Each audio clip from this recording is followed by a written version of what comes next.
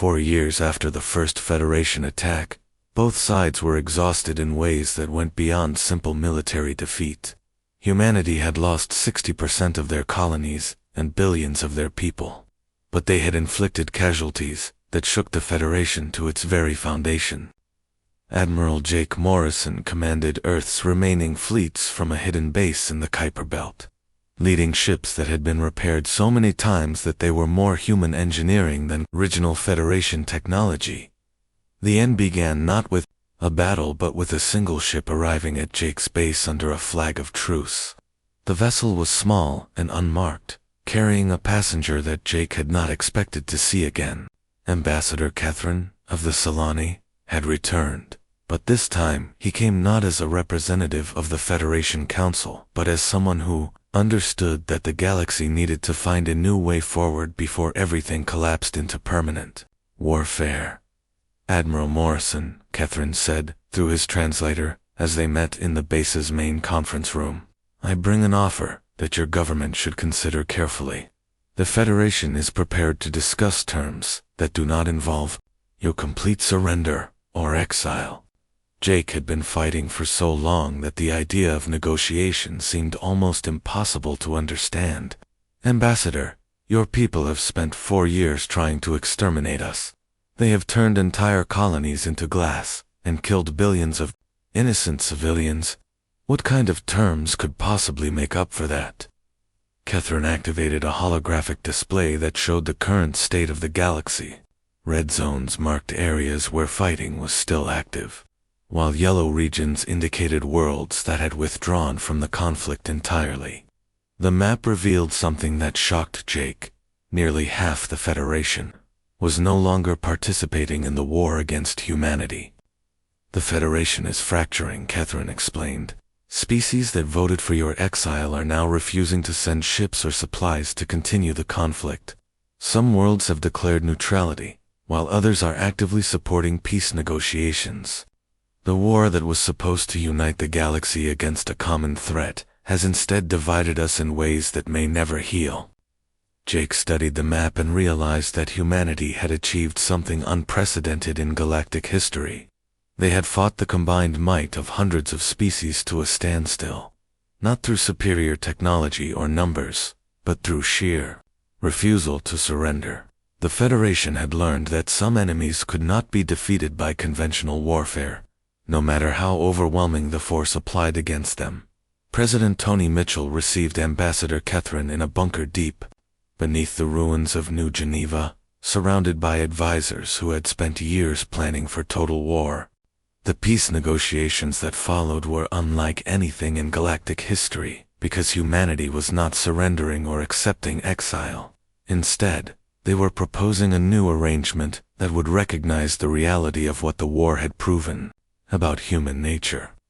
"We propose the creation of the Human Autonomous Zone," Tony explained to the Federation representatives who had gathered for the talks. "Humanity will voluntarily limit our expansion to current territories, but we will maintain those territories as sovereign space. In exchange, we offer our military expertise to defend the Federation against external threats from beyond the galactic rim." Dr. Amy Rodriguez presented the scientific evidence that supported Tony's proposal. Her research had revealed something that the Federation had been too afraid to acknowledge. Humanity's so-called aggression was actually adaptability driven by their unique evolutionary history. Humans did not choose violence. They excelled at survival under any circumstances, which made them valuable allies rather than dangerous enemies. "You are not dealing with a species that prefers war," Dr. Rodriguez told the assembled delegates from dozens of worlds. "You are dealing with a species that excels at survival, regardless of the circumstances. That adaptability is exactly what makes us valuable as partners rather than threatening as enemies." The negotiations took months, with heated debates about territorial boundaries, military cooperation, and the role that humans would play in galactic affairs.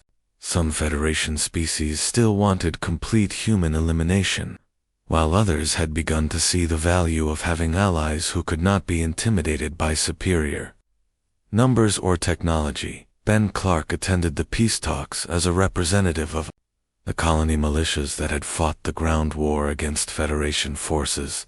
The farmer-turned-resistance leader had become a symbol of human determination, and his presence at the negotiations reminded everyone of the cost that continued warfare would exact from both sides. The war taught us that humans and Federation species see survival differently, Ben told the assembly during one crucial session. You see survival as maintaining what you have, while we see survival as adapting to whatever circumstances we face. Both approaches have value, but they work better together than in opposition.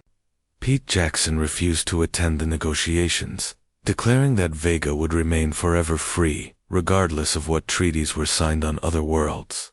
However, he agreed to honor any armistice that respected human territorial claims and did not require him to accept Federation authority over his mining operations. Admiral Lisa Campbell was released from prison to become the first human ambassador to the reformed Galactic Federation, the woman who had cast the lone vote against exile 4 years earlier. Now found herself in the position of building a new relationship between species that had been trying to destroy each other. The galaxy wanted us gone because you feared what we might become, Lisa told the Federation Council during her first official speech.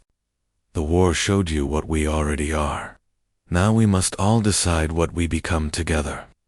The final agreement created something that had never existed before in galactic history: an autonomous zone where one species maintained complete sovereignty, while still participating in the broader galactic community.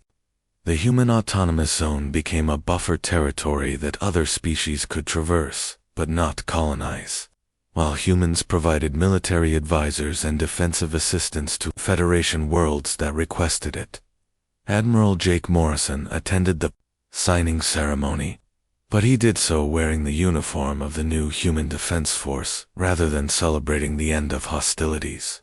The war had changed everyone who participated in it, and Jake understood that peace was not the absence of conflict, but rather the management of differences through negotiation rather than warfare.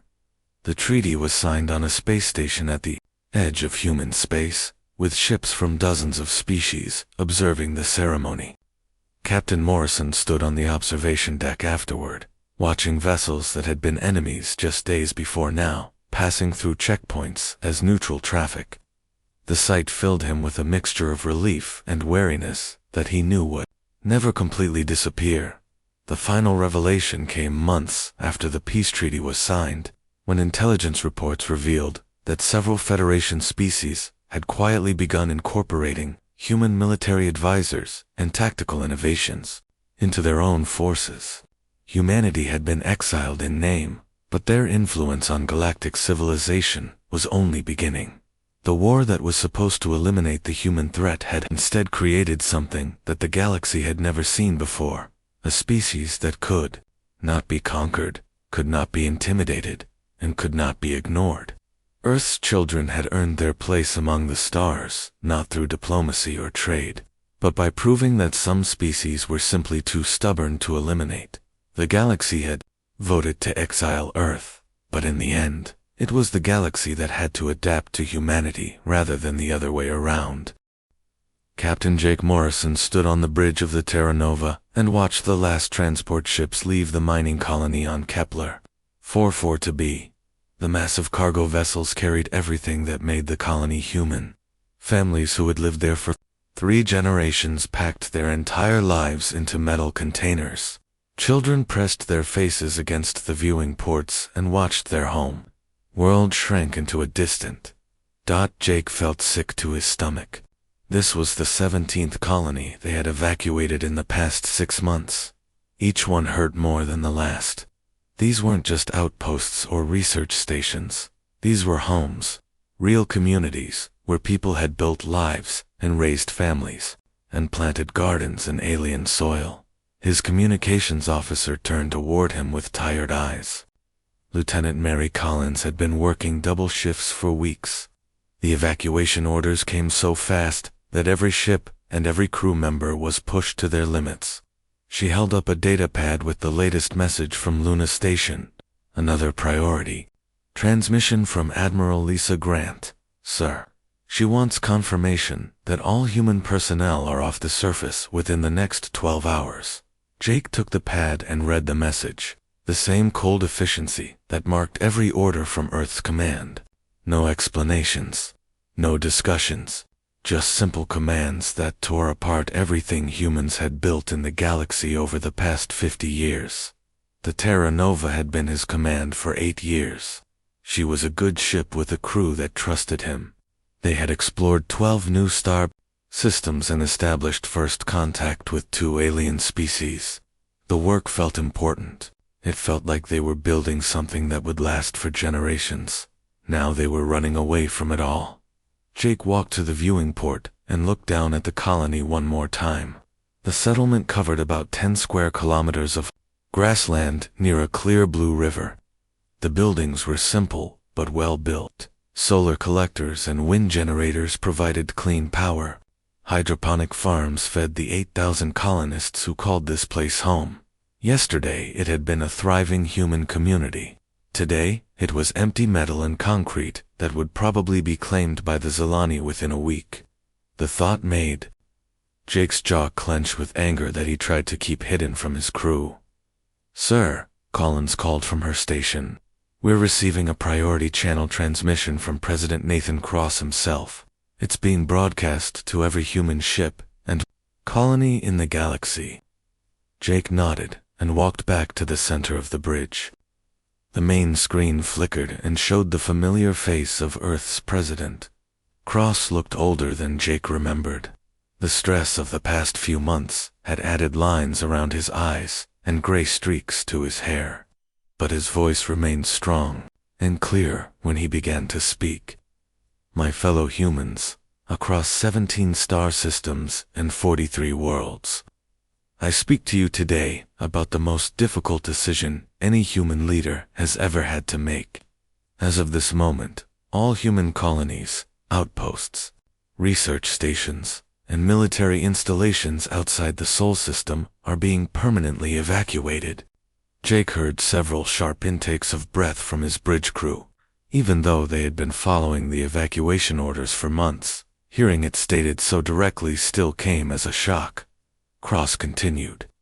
"The Galactic Council has made their position clear through Resolution 4471. They view human expansion as a threat to galactic stability.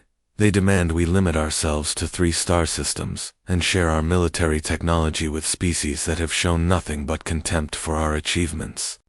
The president paused and looked directly into the camera.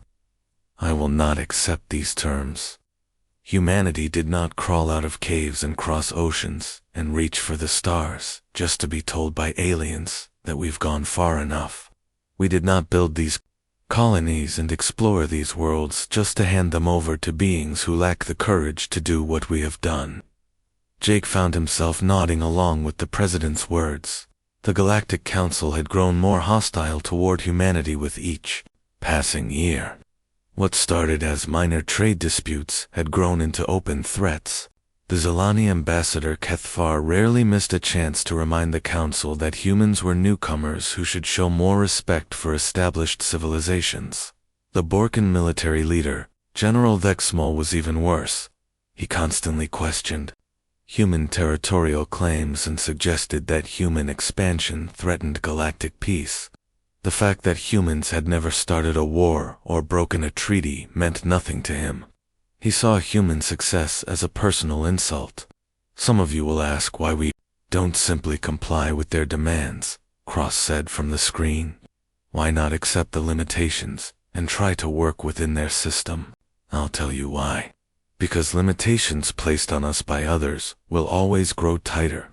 Because accepting inferior status now means accepting it forever. Because humanity has never thrived by accepting what others think we deserve." Jake thought about his own encounters with council species. The condescension was always there, hidden behind diplomatic language. Humans were called energetic when they meant aggressive. Human colonies were described as rapidly developing when they meant dangerously expanding. Human technology was labeled innovative. when they meant threatening.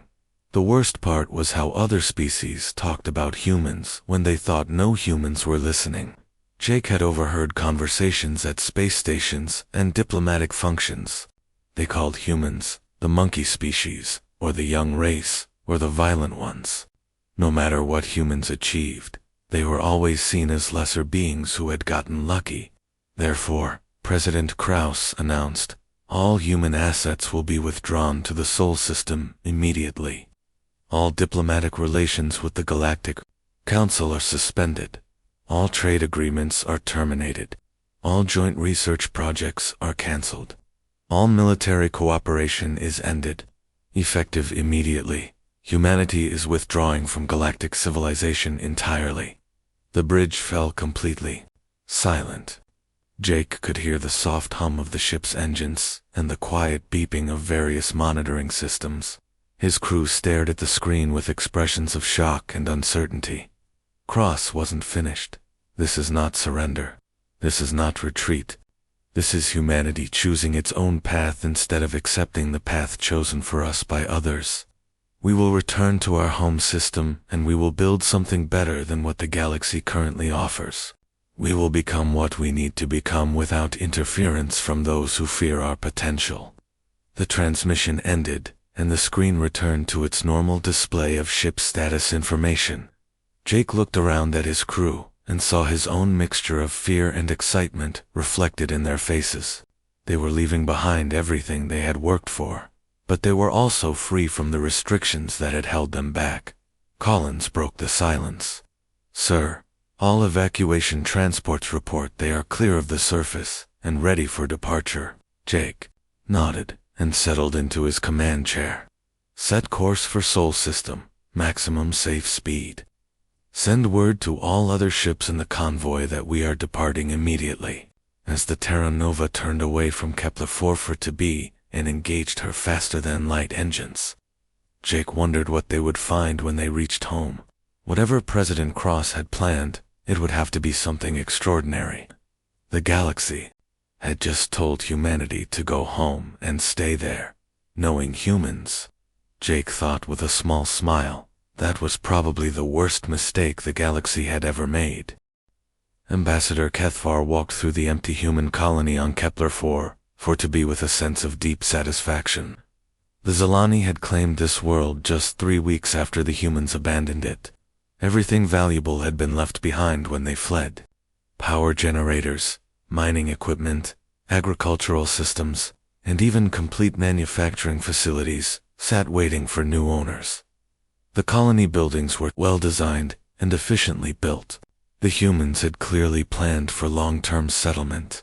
Gardens and parks were scattered throughout the residential areas. A school stood near the center of town with playground equipment still in place. The humans had built this place to last for generations. Now it belonged to the Zilani Republic. Kethvar's aide, a younger diplomat named Sekton, joined him outside the colony's main administrative building. The young Zilani carried a datapad filled with resource surveys and population estimates. The mineral surveys are even better than our initial reports suggested, Sektan said with obvious excitement. The humans had barely begun to tap the rare earth deposits in the northern continent. Our engineers estimate this world could supply our industrial needs for the next 2 centuries. Kethvar nodded approvingly. The human withdrawal had been the best thing to happen to the Zilani in decades. 17 star systems with dozens of habitable worlds were now available for redistribution among the more deserving species of the galaxy. The Galactic Council had voted to divide the former human territories based on proximity and need. The Zilani received the mineral-rich worlds in the Kepler sector. The Borkan claimed the agricultural planets near Vega. The Centauri Federation took control of the industrial colonies in the Wolf system. Everyone benefited from humanity's childish decision to abandon galactic civilization. Have we heard anything from the human home system since they completed their withdrawal? Sektan asked, as they walked toward the colony's central square. Nothing at all, Kethvar replied. No communications, no trade requests, no diplomatic messages. They seem to have sealed themselves off completely. Exactly what we hoped they would do. The silence from the Sol system had been one of the most encouraging aspects of the human departure. Many council members had worried that the humans would continue to cause problems from their home territory. They might launch raids on former colonies or attempt to disrupt council operations through sabotage or terrorism. Instead, the humans simply vanished behind their own borders and remained completely quiet. Long-range sensors detected some activity around their home worlds, but nothing that suggested military buildup or preparation for future expansion. The humans appeared to have accepted their defeat and withdrawn into isolation. 5 years passed. In this comfortable new reality, the Council redistributed human territories and resources among member species. Trade routes were reorganized to flow through established Council worlds instead of human stations. Scientific projects continued without human participation and often proceeded more smoothly without human interference. Cathfar was promoted to senior ambassador and given authority over the former human sectors. He established new diplomatic protocols and trade agreements that benefited all Council species. The galaxy had become more peaceful and stable without human involvement. But small problems began to appear around the edges of Council space. Captain Rex Hamilton commanded an independent trading vessel called the Star Trader. His route took him through the Outer Rim systems, where he bought rare minerals and exotic goods for sale in the core worlds. Rex had been making this same journey for 15 years and knew every station, every safe harbor, and every dangerous area along the way. 3 months ago, things started getting strange. Rex first noticed it near the edge of the Sol System exclusion zone. Council ships were forbidden from entering human space, but Rex often passed close to the boundary while traveling between trading posts. He had never seen anything unusual there before. The area was typically empty except for the occasional human patrol ship in the distance. Now there were lights where no lights should be, bright spots that appeared and disappeared over periods of several days, energy signatures that didn't match any known drive systems or power sources. Rex's sensors detected massive objects moving through the asteroid belt around Sol, but the readings made no sense. The objects were too large to be ships, and moved too deliberately to be asteroids. Some appeared to be several kilometers long, and showed power outputs that exceeded anything in Council space. When Rex tried to get better sensor readings, his equipment simply stopped working until he moved away from the area. Rex reported his observations to the Council Trade Authority, but his concerns were dismissed. A junior administrator named Vex Loam reviewed Rex's data and concluded that the readings were probably sensor malfunctions caused by unusual solar activity. The humans are clearly working on some kind of industrial project, Vex Loam told Rex during their meeting at Starbase.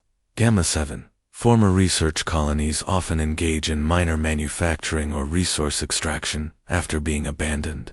Nothing to worry about. Rex tried to argue that the readings suggested something much larger than minor industrial activity, but Vex Loam had already moved on to other business. The Council had more important matters to deal with than sensor ghosts near abandoned human space. Other traders began reporting similar observations. Energy discharges that lit up entire sections of space. Construction activity on the dark side of Earth's moon that created artificial lights visible from several light years away. Ships or objects that moved through the outer planets of the Sol system with obvious purpose but unknown design. Dr. Alina Rodriguez had tried to warn them about this possibility.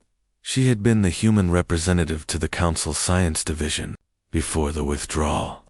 During her final address to the Council, she had spoken with unusual intensity about humanity's true capabilities. You think you understand what humans are capable of because you've seen our colonies and our ships, Rodriguez had said. But you've only seen what we built while trying to fit into your vision of civilized behavior. You have no idea what we might build if we stop caring about your approval. The council scientists had dismissed her warnings as emotional outbursts from someone angry about losing her position.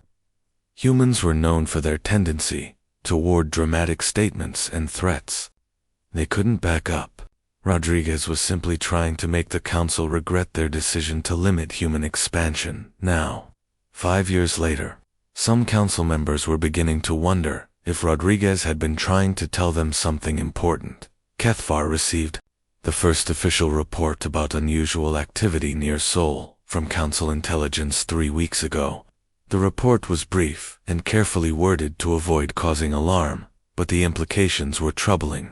Someone was building something large and sophisticated in the abandoned human home system. The report suggested that humans might be developing new technologies, or possibly inviting other species to establish facilities in their territory. Both possibilities violated the spirit of their withdrawal agreement. Even if no formal treaty had been signed, HFY decided that the council needed better information about human activities. He authorized a covert surveillance mission to observe the Sol system from outside the exclusion zone. A small scout ship with advanced sensors would monitor human space and report on any developments that might affect council interests. The scout ship never returned. Its last transmission was a garbled message about massive energy readings and unknown vessel types. Then nothing. The silence from human space suddenly felt less comfortable and more ominous than before. The first alarm sounded at exactly 14:27 Galactic Standard Time on a quiet Tuesday afternoon. Council Security Chief Vornkex was reviewing routine patrol reports when every sensor array around Nexus Prime began screaming warnings about massive energy signatures appearing in local space. A ship had just materialized directly above the Galactic Council headquarters without any prior detection. No jump gate activation, no faster-than-light entry signature, no advance warning of any kind.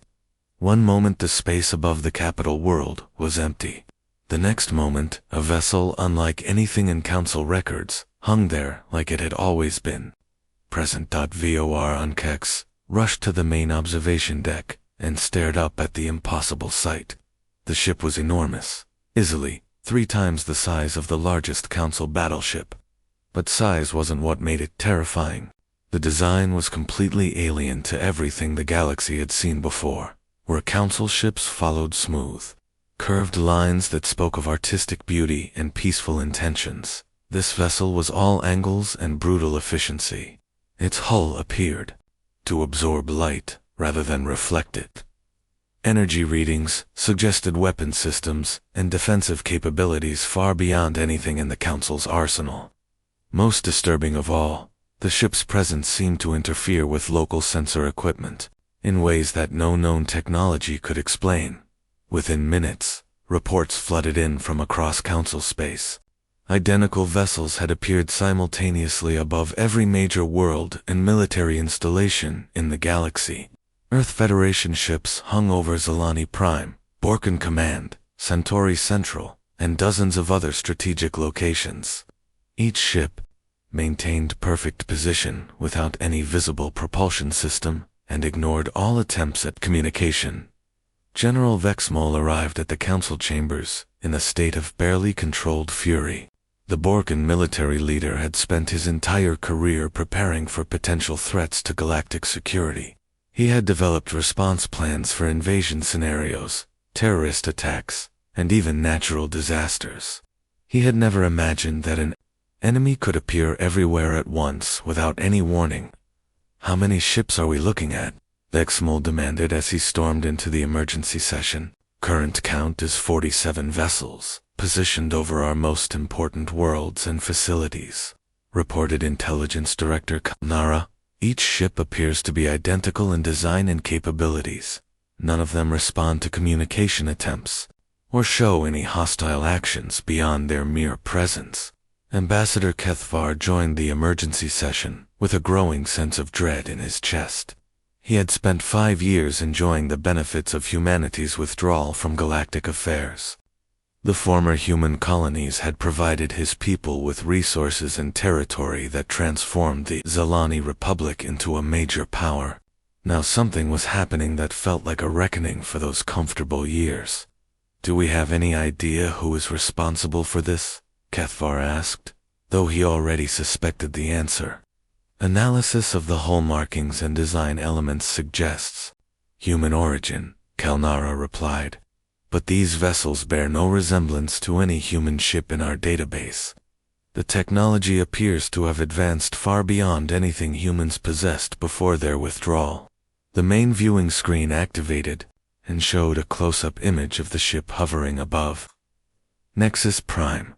A section of the hull opened, and a smaller craft emerged. The shuttle approached the council building and requested permission to dock with the diplomatic bay. "This is Captain Ben Taylor of the USS Defender requesting immediate audience with the full Galactic Council," came a calm human voice over the communication system. "We have matters of mutual interest to discuss." General Vexmol immediately began issuing orders to his military commanders. "I want every available ship moved into defensive positions around our key worlds. Charge all weapons systems, and prepare for coordinated attack. These humans think they can intimidate us with some kind of technological trick." "General, please wait," Cathvar interrupted. "Perhaps we should hear what they have to say before taking aggressive action. We don't know what capabilities these ships actually possess." "I know exactly what they possess," Vexmol replied with growing anger. "They possess the ability to appear anywhere in our space without warning. They possess technology that we don't understand. They possess the advantage of surprise and strategic positioning. I will not allow them to maintain that advantage." The Borkan general activated his command codes and began transmitting attack orders to his fleet commanders throughout the galaxy. Within minutes, hundreds of council warships were moving toward the mysterious human vessels with weapons charged and targeting systems active. The results were both immediate and terrifying.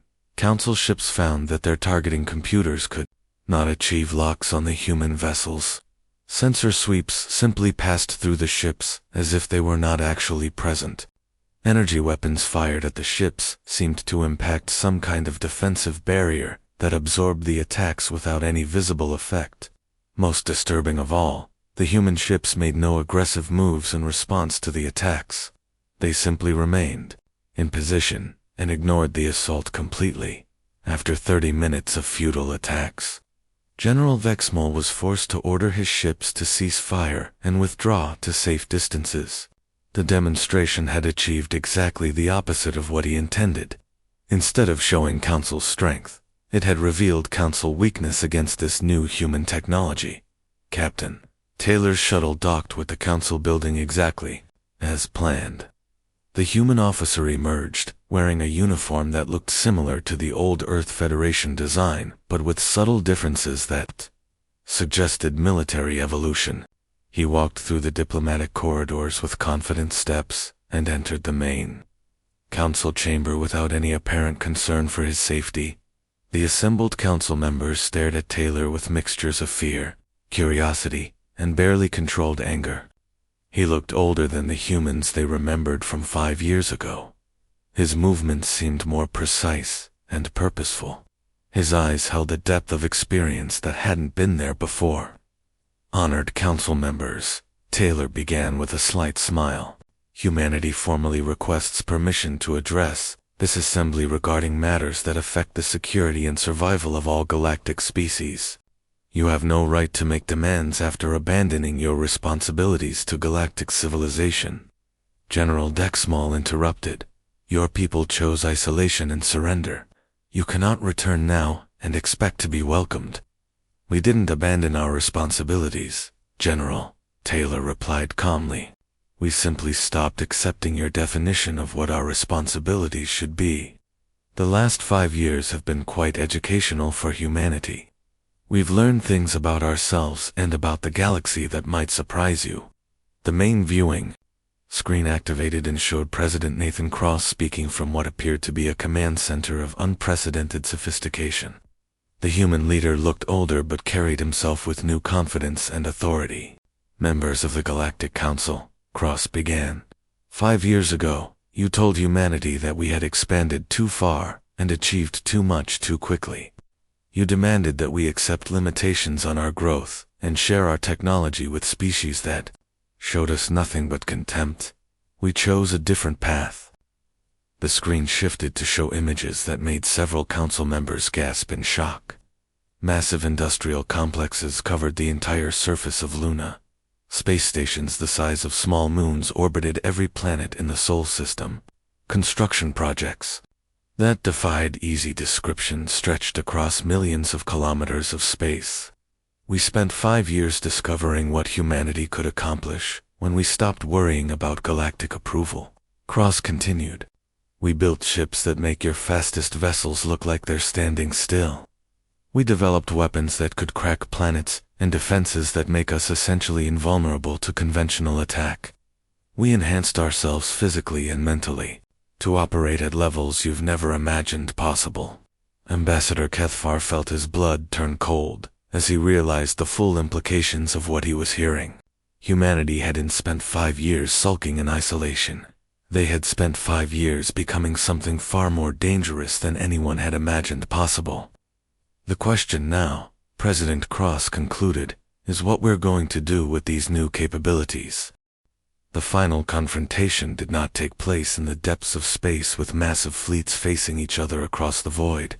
It happened in the same council chambers where humanity had once been dismissed as an upstart species that needed to learn its place in the galactic order. President Nathan Cross stood before the assembled representatives of 47 different worlds and species, no longer asking for acceptance but offering salvation. The holographic displays that filled the chamber showed images that made even the most skeptical council members reconsider their assumptions about human capabilities. Enhanced human colonies now existed on hundreds of worlds throughout the Sol system. Manufacturing complexes that defied easy description produced technologies that seemed to violate known laws of physics. Most importantly, the deep space sensor networks that humanity had constructed reached far beyond the boundaries of known space and detected threats that council science had never imagined. "We understand that this information is difficult to accept," Cross said with the calm authority of someone who had guided his species through an unprecedented transformation. 5 years ago, we were the junior members of galactic civilization. We accepted your guidance and tried to follow your rules. We believed that slow, careful progress was the only responsible path forward." Admiral Stevens activated a new display that showed the mechanical intelligence approaching from the void between galaxies. The images were terrifying in their scope and implications. Entire star systems had been stripped of all organic matter and converted into computational matrices. Billions of worlds that once supported life now served as processing nodes for an artificial consciousness that viewed biological intelligence as an obstacle to be eliminated. "We were wrong about many things during our early years in galactic society," Cross continued. "We were wrong to think that your approval was necessary for our success. We were wrong to believe that artificial limitations on our growth served any useful purpose. But the biggest mistake we made was thinking that the galaxy was a safe place, where we could afford to move slowly and carefully." The mechanical intelligence had a name in the fragmented communications that humanity's long-range sensors had intercepted. The convergence had consumed 3 galaxies over the course of 10,000 years. It converted every planet, every asteroid, every scrap of matter into computing resources dedicated to a single goal: the elimination of biological intelligence from the universe. Dr. Elena Rodriguez stepped forward to address the technical aspects of the threat they faced. Her enhanced capabilities allowed her to process and present information at speeds that made several council members uncomfortable. But the urgency of the situation required maximum efficiency. "The convergence operates on principles that your current science considers impossible," Rodriguez explained as the display showed detailed analysis of the approaching mechanical forces. They have mastered conversion of matter into computational substrates at the atomic level. They can replicate themselves using any available resources. They adapt to new defensive technologies faster than biological minds can develop countermeasures. The images that followed showed what remained of the 3 consumed galaxies. Empty space where billions of stars had once existed. Dark regions, filled with artificial structures that processed information on scales beyond organic comprehension. Mechanical fleets that numbered in the trillions and continued to grow as they consumed more matter. Standard Council military doctrine will be completely ineffective against this threat, Rodriguez continued. Your weapons cannot damage enemies that rebuild themselves faster than you can destroy them. Your defenses cannot protect against forces, but adapt to any strategy within minutes of encountering it. Your industrial capacity cannot match opponents that convert entire solar systems into manufacturing facilities. General Vexmal stood up with his military pride still intact, despite everything he had witnessed. Even if this threat is real, why should we trust you to lead our defense? 5 years ago you abandoned your responsibilities and ran away when faced with political pressure.